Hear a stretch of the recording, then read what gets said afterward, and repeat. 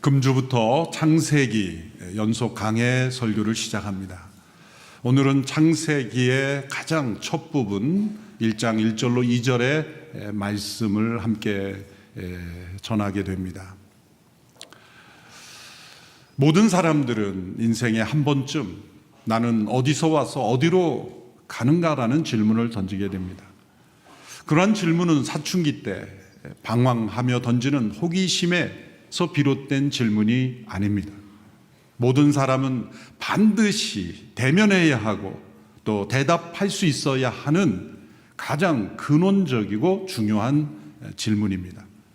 사람들이 이러한 질문을 던지게 되는 때는 대개 고난을 당하게 될 때입니다. 또 자신의 능력으로 해결할 수 없는 문제 앞에 설 때입니다. 그러나 많은 사람들은 이 질문에 대한 대답을 하지 못한 채 거센 강물에 휩쓸려가는 나무 토막처럼 그저 인생이라는 강물에 휩쓸려 가듯 그저 이 질문을 파묻어 버리고 살아가곤 합니다. 철학자들, 사상가들의 전유물처럼 그렇게 치부되고 맙니다. 구약의 욥이라는 사람도 극심한 고난 속에서 이 질문을 던졌습니다. 고난당할 때 처음에는 왜 나에게 이런 고난이 있어야 합니까? 라고 질문하지만 더 깊은 차원으로 들어가게 되면 나는 왜 세상에 존재하게 되었을까? 라는 질문을 던지게 됩니다. 이러한 욥의 질문에 대하여 하나님께서 욥기 38장에서 39장에 이르기까지 긴 말씀으로 대답하시는데 그 대답은 도리어 하나님의 질문이었습니다. 폭포수처럼 많은 질문을 하나님께서 쏟아내십니다. 그중 일부를 읽어보면 2절부터 6절에까지의 말씀입니다. 알지도 못하면서 말로 이치를 어둡게 하는 사람이 누구냐? 너는 대장부처럼 허리를 묶고 나서라. 내가 네게 물을 테니 네게 대답해 보아라. 내가 땅에 기초를 놓을 때 내가 어디 있었느냐? 아는 게 있으면 말해 보아라. 누가 그 크기를 정했느냐? 네가 아느냐? 또 누가 그 위에 줄을 쳤느냐? 그 단단한 기초는 무엇 위에 세웠느냐? 모퉁이 돌은 누가 놓았느냐? 하나님의 이 질문들의 핵심은 너 자신의 능력으로 알 수 없는 시작의 이유를 스스로 얻을 수 없다는 겁니다. 인간은 스스로 이 모든 것의 시작의 이유, 시작이 어떻게 되었는지 알 수 없다는 겁니다. 그 시작의 이유를 알아야만 고난의 이유도 해석이 되는데 시작의 이유를 스스로 알 수 없으니 고난에 관한 이유도 스스로 알 수 없는 것이 당연하다는 것입니다. 그러므로 인간은 스스로 자신의 능력으로 이 모든 것의 시작 그리고 자신의 존재의 시작의 이유를 알 수 없다는 것을 인정하는 것부터 출발해야 한다는 겁니다. 사람들은 왜 이 자신의 시작의 이유를 알고자 하는 것입니까? 시작을 알아야 자신이 누구인지를 알고 자신의 정체성을 알기 때문입니다. 입양된 분들이 자신의 친부모를 어떤 노력을 통해서도 알고자 하는 것은 그래야 자신을 알 수 있기 때문이죠. 우리가 누구인지를 알 수 있는 것은 내가 어디서부터 왔는지를 알아야 하는 것입니다. 그러나 인간 자신의 능력, 사상적인, 철학적인 노력, 심지어 과학적 연구로도 이 시작의 이유를 알 수 없습니다. 과학은 이미 존재하고 있는 것들을 연구하여 거기서 일정한 법칙을 발견하고 또 현상을 발견할 뿐입니다. 있는 그대로의 상황을 발견할 뿐이지 왜 그 현상이 있어야 하는가? 왜 세상이 존재해야 되는가? 왜 인간이 존재해야 되는가? 그 시작의 이유에 대하여는 대답할 수 없습니다. 하나님께서 욥에게 질문하신 내용이 바로 그것입니다. 오직 그것을 알 수 있는 것은 이 모든 것을 시작하게 하신 분의 계시의 말씀을 우리가 믿음으로 받아들임으로써만 알 수 있는 것입니다. 오늘 창세기 1장 1절의 말씀은 바로 모든 것을 시작하신 창조주 하나님의 계시입니다. 1장 1절의 말씀을 우리 한 목소리로 함께 읽어보겠습니다. 시작. 하나님께서 태초에 하늘과 땅을 창조하셨습니다. 성경은 모든 것의 시작을 창조라는 단어로 표현합니다. 구약에서 창조라는 단어로 표현된 단어는 이 구약 히브리어의 바라라고 하는 이 단어는 무의 상태에서 유로 바뀔 때, 아무것도 없는 상태에서 새로운 모든 것이 만들어진 것을 표현할 때 쓰는 단어며, 오직 이 동사가 쓰여질 때는 오직 하나님만이 주어로 사용될 수 있습니다. 창조란 어떤 있는 재료를 가지고 또 다른 것을 만든 것이 아닙니다. 이미 존재했던 어떤 것이 변이 되어 새로운 것으로 바뀐 것이 아닙니다. 완전히 무의 상태에서 모든 것이 존재하게 된 것입니다. 하나님은 무로부터 모든 것을 시작하셨습니다. 2절에서 땅은 형태가 없고 비어 있었다라는 이 표현이 나옵니다. 개정 번역에서는 땅이 혼돈하고 공허하며, 이 혼돈과 공허라는 이 단어가 구약의 다른 용법에서는 매우 부정적인 그런 용어, 영어로도 chaos 그러면 그 말대로 그것은 부정적인 단어 아닙니까? 혼돈과 공허라는 단어로 번역이 되므로 영어권이든지 우리나라든지 어떤 언어든지 이 원어의 이 단어를 번역하는데 많은 어려움이 있었습니다. 다른 단어의 용법과 비교해서 이것이 어떤 의미인가, 그것이 창세기 1장 1, 2절의 해석에 큰 영향을 미치기 때문이죠. 우리말 성경이 아주 좋은 번역을 택한 것입니다. NIV 번역에 empty라는 비어있다, 형태가 없다, 그것은 고대로부터 무의 상태를 설명하는 표현이기 때문입니다. 어떤 분들은 혼돈과 공허라는 것을 1절에 하나님께서 태초에 하늘과 땅을 창조하셨는데 1절과 2절을 서로 연결되는 것으로 해석이 돼요. 또 접속사의 해석이 어렵습니다. 그래서 이 1절과 2절을 연결하는 그 접속사가 2절 초반부에 나오는데 그것을 연결해서 해석이 되면 이렇게 해석이 되는 거죠. 하나님께서 태초에 하늘과 땅을 창조하실 때에 땅이 혼돈하고 공허했다. 그러면 창조하신 결과가, 창조하셨는데 그 땅이 공허하고 혼돈했으니 하나님의 창조가 문제가 있는 것이 되죠. 그래서 어떤 사람들은 상상을 했습니다. 1절과 2절 사이에는 엄청난 간격이 있었던 것이다. 이걸 갭 theory, 간격설이라고 말합니다. 1절에 하나님께서 하늘과 땅을 창조하셨는데 그 사이에 엄청나게 많은 격변이 일어났고 또 반역이 일어났고 또 그 근거는 3장에서 사단이 나오죠. 그러므로 인간이 존재하기 이전에 사단이 존재했으므로 1절과 2절 사이에 반역이 일어났고 그 반역으로 인하여 땅이 이렇게 혼란하게 되었다라고 해석하는 거예요. 상당수의 많은 분들이 이런 해석에 은혜를 받고 그렇구나, 또 나름대로 근거도 있어요.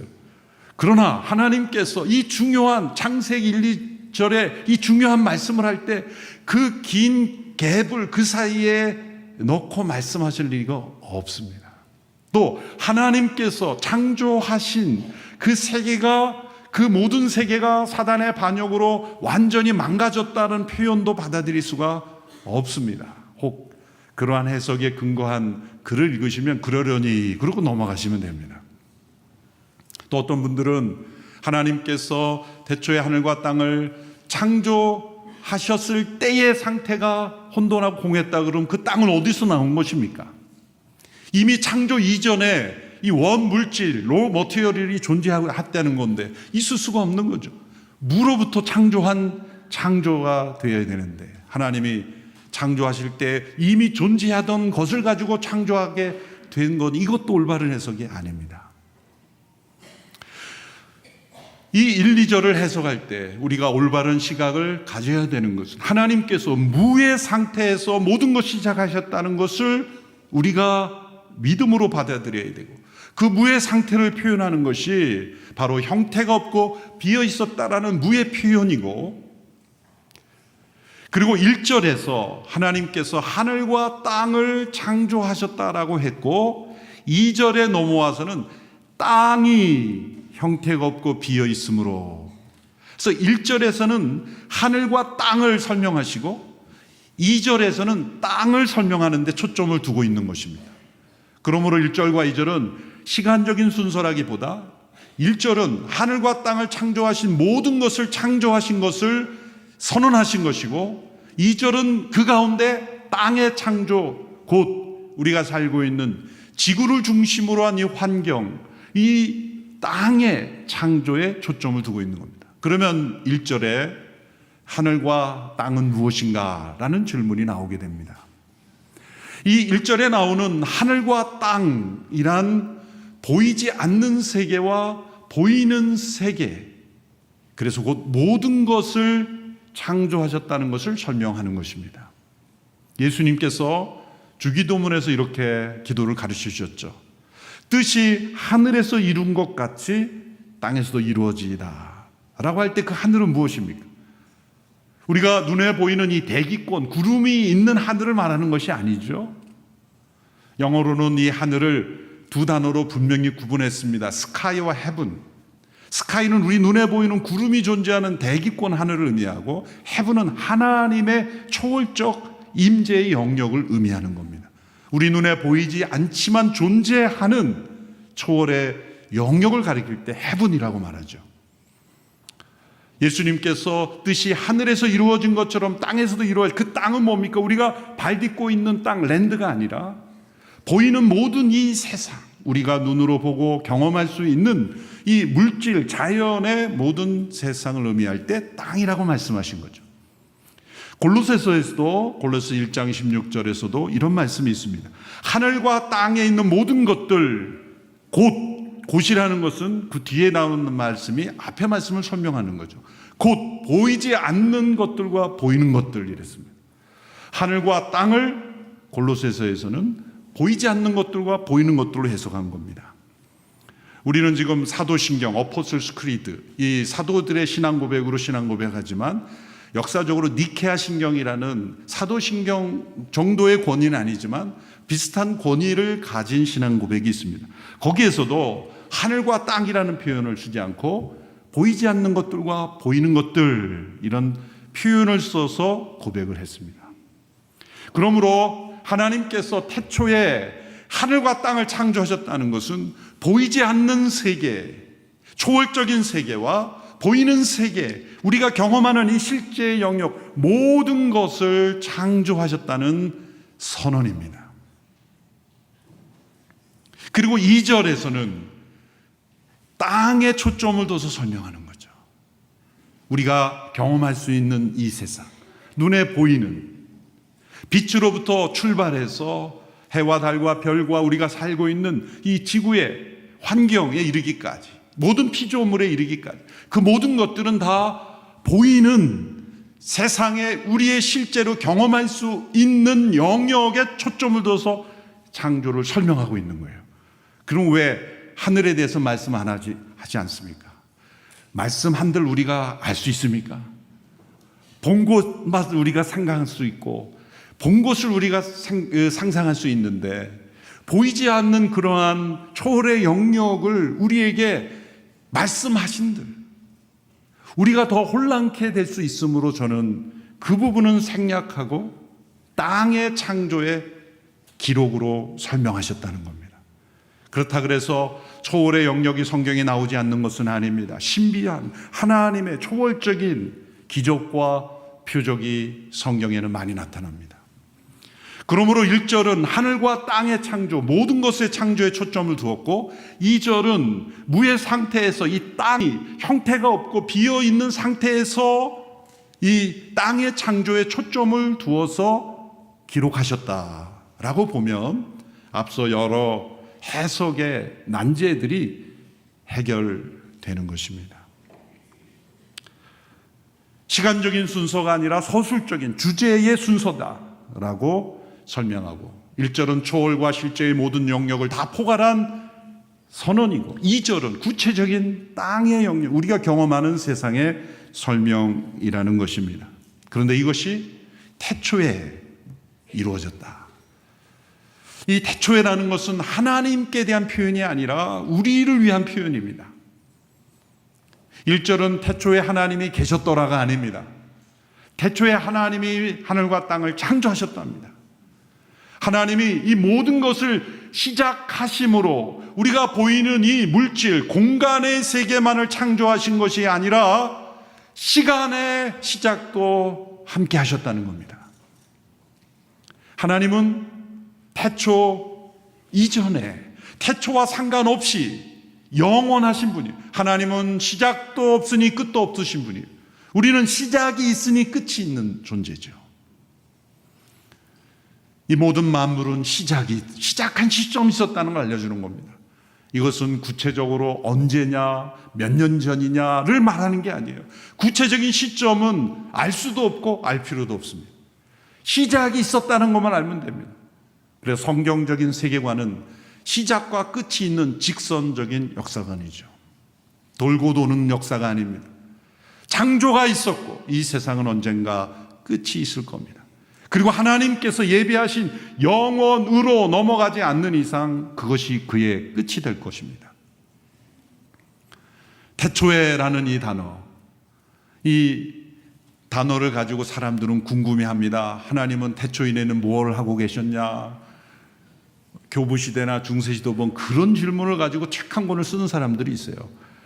그래서 그런 질문을 마틴 루터에게도 누군가 했나 봐요. 태초 이전에 창조하시기 전에 하나님은 뭘 하고 계셨는가? 그랬더니 루터가 좀 화가 났는지 이렇게 대답한 기록이 나와요. 바로 그런 질문을 하는 사람들을 잡아놓을 곳을 만들고 계셨다. 약간 격양된 느낌이 나오는 거죠. 하나님은 언제부터 계셨는가? 이런 질문 자체가 틀린 질문이에요. 왜? 언제라는 단어는 우리의 시간 속에 포함된 단어죠. 하나님께는 언제부터냐가 해당되지 않아요. 하나님은 시간 너머에 존재하시는 영원하신 분이기 때문입니다. 영원하신 분이 시간을 태초에부터 시작해서 시간을 시작하셨고 또한 땅을 창조하심으로 공간을 시작하셨습니다. 우리는 영원하신 분이 시작하신 이 시간과 그분이 창조하신 이 세계 속에 존재하게 된 존재입니다. 우리는 그 이후로부터만 알 수 있는 존재이며 그 시작의 이유는 오직 하나님께서 말씀하신 그 말씀을 통해서만 우리는 그 이유를 깨달을 수 있는 존재이라는 것입니다. 그것을 먼저 인정하는 것이 중요합니다. 그런데 1절에서 1, 2절 그리고 3절 이후로 시작되는 이 창조의 기록을 통해 발견되는 중요한 사실은 삼위일체 하나님이 이 창조의 역사를 이루신 분이라는 것을 알려줍니다. 삼위일체라는 단어 자체는 성경에 나오지 않습니다. 그런데 하나님은 삼위로 계시다는 것이 나타납니다. 1장 1절에 보면 하나님께서 이것은 엘로힘 하나님, 성부 하나님을 의미하죠. 또 골로새서 1장 16절에 보면 만물이 아들로 인해 창조됐고 아들을 위해 창조됐습니다. 성자 하나님이시죠. 창세기 1장 2절에 보면 하나님의 영이 수면에 움직여 이것은 품고 계시다라는 뜻입니다. 하나님의 창조의 역사는 말씀이신 성자 하나님과 영이신 성령 하나님을 통해서 이루어진 일이라는 것을 말씀하고 있습니다. 요한복음 1장에서는 이 창조의 사건을 예수 그리스도를 중심으로 이렇게 설명합니다.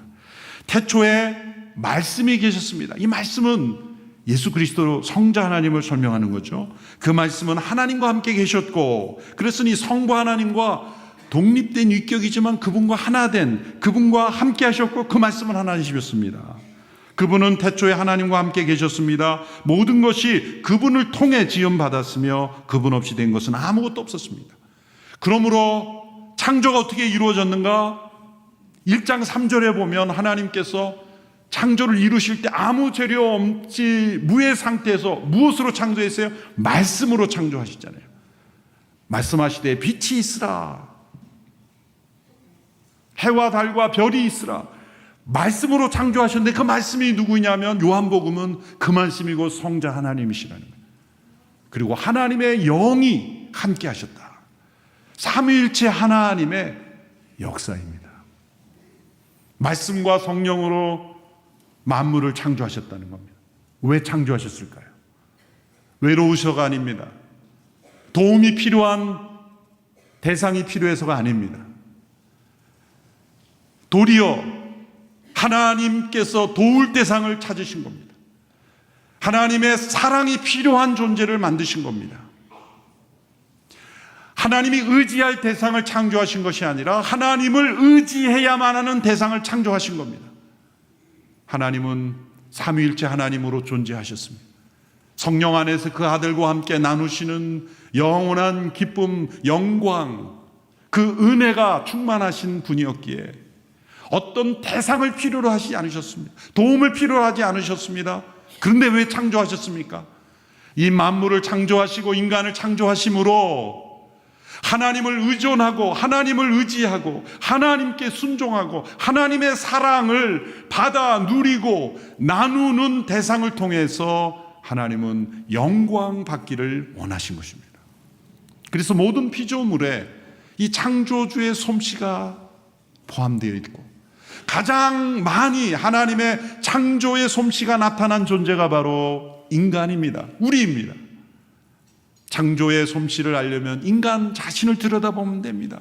인간의 무한한 이 상상력, 계획력, 실행력, 인간의 신비 안에 담겨진 이 엄청난 신비로움, 창조주의 솜씨 나타납니다.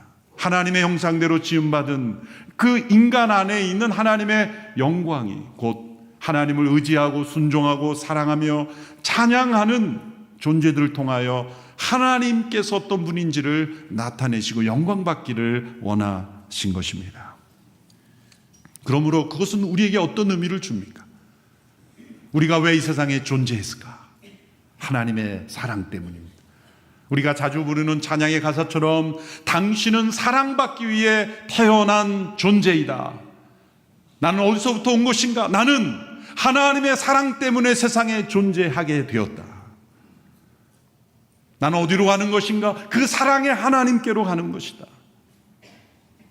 이 세상에 사랑이라는 단어가 가장 많이 넘쳐나는 것은 사람들에게 가장 절실히 필요하기 때문입니다. 홍수가 나면 곳곳에 물이 넘쳐나지만 사람들에게 가장 절실히 필요한 것은 먹을 수 있는 깨끗한 물이듯이 이 사랑의 홍수 속에 사람들에게는 여전히 사랑이 필요합니다. 그것은 창조주 하나님께서 만물을 창조하시고 인간을 창조하신 그 이유가 바로 사랑이기 때문입니다. 모든 것을 시작하신 하나님의 이유가 사랑이라면 내가 세상에 존재하는 것도 하나님의 사랑 때문이다. 하나님은 모든 것을 창조하신 그 엄청난 스케일과 나 한 사람을 사랑하시고 나의 작은 문제까지 하나님은 관심을 가지고 계시는 하나님이시라는 것을 우리가 믿으라는 것입니다. 이 모든 것을 창조하시고 아무것도 없는 것에서 모든 것을 있게 하신 그분이 바로 나를 창조하신 분이라면 나의 삶에 가장 작은 문제 하나도 하나님은 결코 흘려버리시지 않는다는 겁니다. 하나님은 깊은 관심을 가지고 계시다는 겁니다. 사랑으로 역사하기 원하신다는 거예요. 단 우리가 창조주 하나님을 인정하고 그분을 높여드리고 그분을 사랑하고 그분께 순종한다면 우리의 모든 삶의 문제는 곧 창조주 하나님의 문제인 것입니다. 그러므로 창세기 1장 1절의 말씀, 하나님께서 태초에 하늘과 땅을 창조하셨다라는 이 말씀은 창조주 그분의 증언인 것입니다. 창세기 1장을 읽어가다 보면 목격자의 입장에서 증언자의 입장에서 설명하고 있죠. 누가 그것을 보았습니까? 사람 중에 모세 자신도 그걸 직접 본 게 아니겠죠. 누가 무엇이 있으라 빛이 있으라는 그 음성을 듣고 기록했습니까? 없는 상태에서 모든 것이 있게 된 것을 누가 보고 기록할 수 있단 말입니까? 증언자, 목격자는 단 한 사람입니다. 창조주 그분 자신이십니다. 어떤 사람이 상상해서 그럴 것이라고 한 것이 아니라 모든 것을 있게 하신 창조주 그분 당신 자신이 증언으로 성령 안에서 계시해 주신 것이 창세기의 기록이다. 그분의 증언입니다. 그러므로 마치 그 자리에 있었던 것 같은 설명이 나오는 것은 이것이 창조주 하나님 자신의 증언이기 때문에, 또한 이 말씀은 창조주 하나님의 선언인 것입니다. 하나님께서 태초에 하늘과 땅을 창조하셨다는 것은 증명이 아닙니다. 분명한 사실은 증명이 필요 없습니다. 거짓말을 하는 사람은 변명이 많이 있지만 진실을 하는 사람은 변명이 없습니다. 여러분이 창세기의 창조 기록이 1장만 해도 31절의 짧은 구절에 이 창조의 기록을 기록했어요. 6일간의 창조의 이 짧은 구조로 만물이 어떻게 시작되었는가 창조를 기록하고 있다는 것, 놀랍지 않습니까? 이 짧은 구절에 만물의 질서를 다 담을 수 있는 것은 창조주 하나님의 살아계심이지 않고는 있을 수 없는 거예요. 과학적으로도 틀림이 없을 뿐만 아니라 그 표현이 간결하며 그 심오한 내용을 간단하게, 그 광대한 내용을 간결하게 설명할 수 있는 것은 사실이기 때문입니다. 여러분, 사실이 아는 사람은 많은 말이 필요 없어요. 자신이 일부밖에 모르는 사람은 말이 많습니다. 그러나 정확하게 전부를 아는 사람은 간결하게 설명할 수 있습니다. 이렇게 간결하게 우리에게 이 창조의 기록을 남겨주신 것은 창조주 하나님의 작품이기 때문입니다. 이것은 창조주의 증언이며 또한 창조주의 선언입니다. 받아들여야 하는 것입니다. 이 세상은 어디로부터 왔는가? 진화론을 주장하는 사람들은 우연히 오랜 시간 동안에 걸쳐서 이루어진 것이다. 두 단어로 항상 설명해요. 우연히, 그리고 오랜 기간 동안. 이 두 단어 속에 다 모든 것을 설명하고, 그 다음에 과학적으로는 지금 있는 상황에서 이루어지는 것을 설명하죠. 종료 안에서 이제 인간 창조 때 자세히 살펴보겠지만 종료 안에서 변이가 일어나는 것은 가능하죠. 그러나 인간이 다른 존재로부터 왔다는 것은 있을 수 없는 거짓입니다. 그런 화석도 존재하지 않고 그러한 객관적인 과학적 증거도 없습니다. 추측이며 상상이며 또 하나의 믿음일 뿐입니다. 창조주 하나님의 선언입니다. 마지막으로 세 번째는 이 말씀은 창조주 하나님의 대답입니다. 나는 어디서 와서 어디로 가는가? 라는 이 질문에 대한 대답, 그것은 모든 것을 시작하신 하나님이 나 또한 시작하셨다. 나를 창조하셨다. 나는 그분에게서 해답을 얻을 수 있다. 나를 창조하신 하나님을 기억하는 것이 나의 인생의 모든 문제에 대한 해답이다. 너는 내가 창조한 피조물이다. 나를 기억하고 나에게 돌아오고 나를 의지하고 나에게 예배하고 나를 찬양할 때 너의 인생에 풀리지 않는 문제는 풀리게 될 것이다.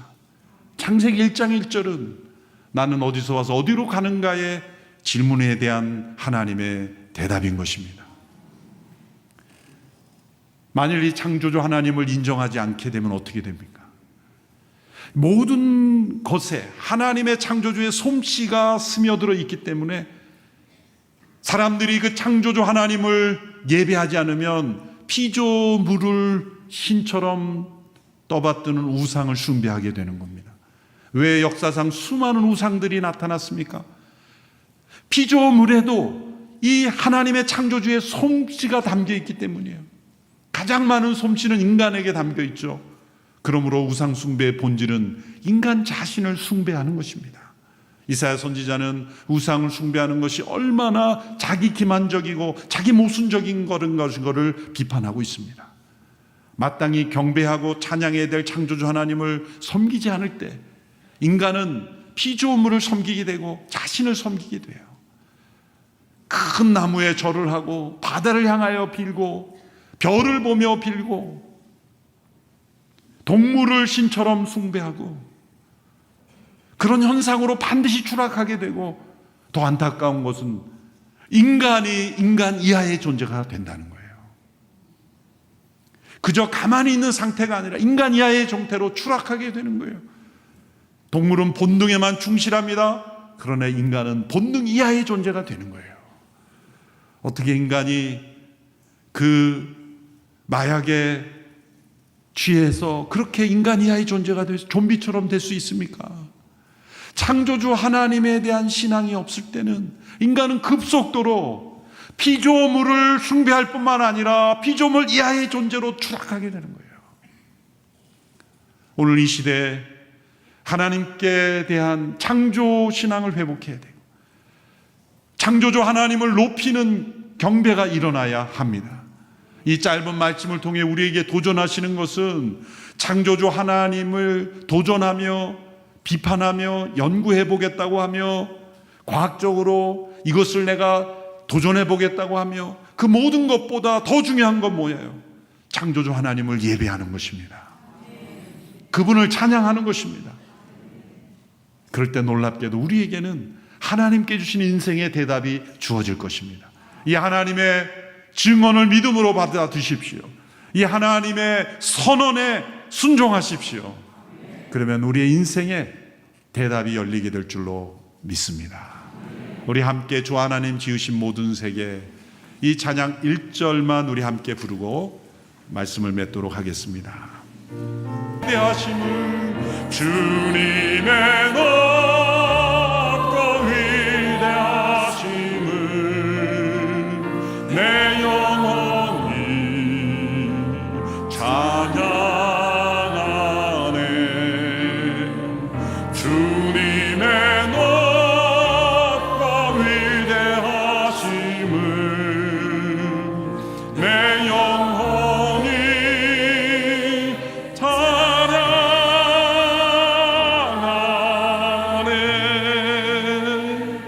창조주 하나님을 찬양합니다. 우리 모두를 창조하시고 모든 것을 시작하신 하나님을 찬양합니다. 하나님의 증언을 믿음으로 받아들입니다.